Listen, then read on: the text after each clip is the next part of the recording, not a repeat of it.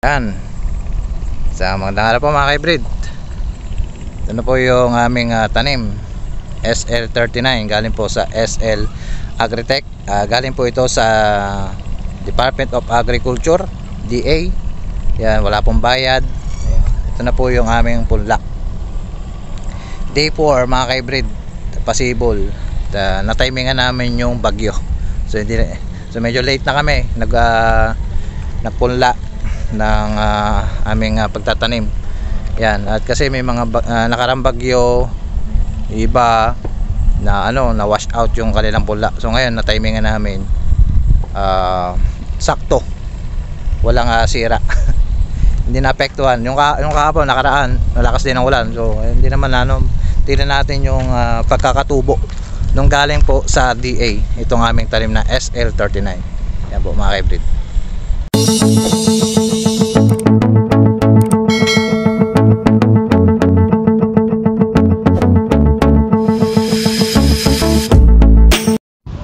Yan, sa magandang araw po mga ka-hybrid.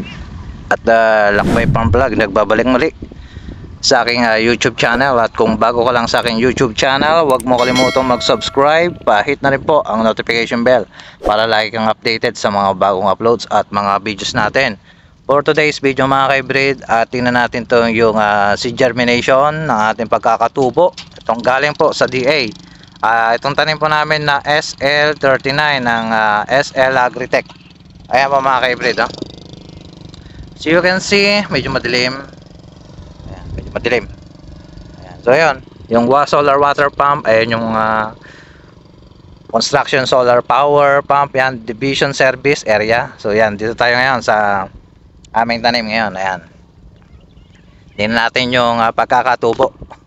Sinasabi nila na pangit daw galing sa DA ang mga binhi. So papatunayan natin ngayon yan. Ayan. Oh. Diba? Yan mga ka-hybrid.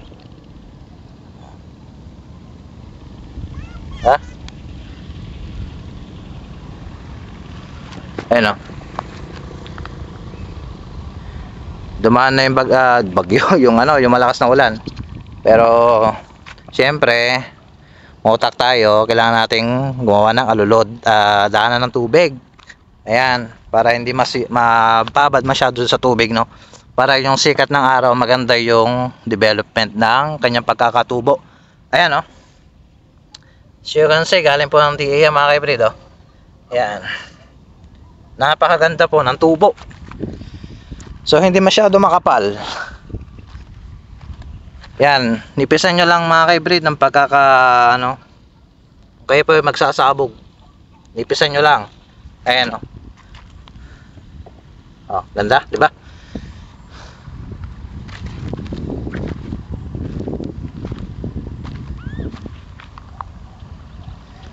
Yan. Yung aming Longping 908. Yan po mga ka-hybrid. Tingnan natin naman ang Longping 908.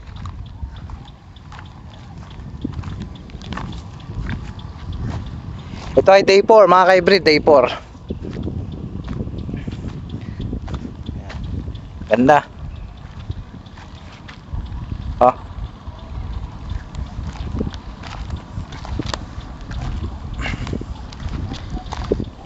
So napatunayan namin na maganda rin yung hindi ko alam kasi unang request namin sa DA, ito yung napagbigay sa amin. Yung siguro yung mga yung mga unang bigay maganda, pero yung mga susunod siguro yan maganda. Tingnan naman mga ka-hybrid, walang mga pultak-pultak. Ito naman yung Longping 908 namin. Ayan, tingnan nyo rin, sabay yan na sinabog. Ayan. Ganda. Ayan na yung gumawa kami ng kanyang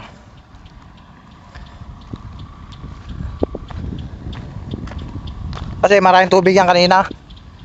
Ito ang ginawa namin dito para medyo yan, o diba? Longping 908 SL39 mga ka-hybrid. Ganda ng seed germination ng Longping 908. Ganda. So ito yung first trial namin ng Longping ng 908. So makikita namin. So may mga konting may mga nabaha konti. So maganda naman. Yung mga hybrid. Longping 908. Maganda yung pagkaka-seed germination. Maganda yung seed germination ng 908. Tsaka yung SL39. Ikot tayo. Day 4 mga hybrid. Dito po sa aming punla.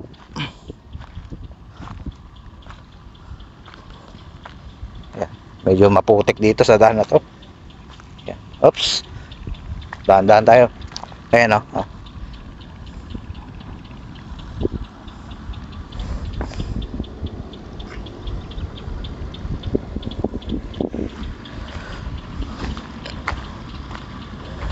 So nipisan lang ang pagkakasabog mga ka-hybrid. Huwag masyado makapal. So nga pala nakalimutan namin no. Kalimutan kong sabihin sa inyo.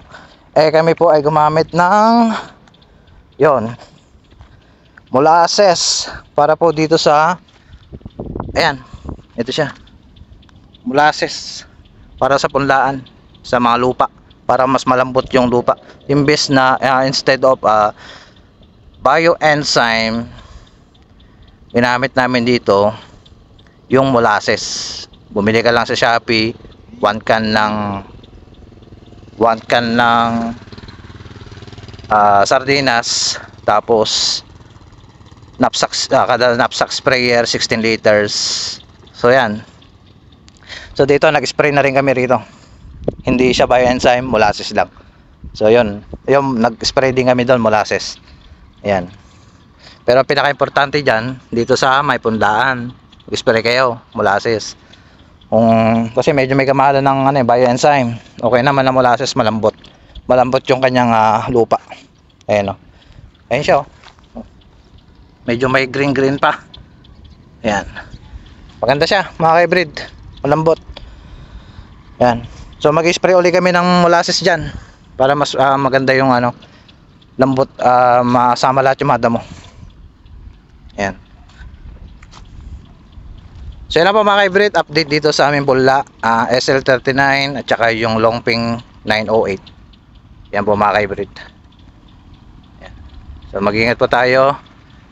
At God bless. So yan pa lang po yung aming nailagay no. Molasses pa lang. So yan.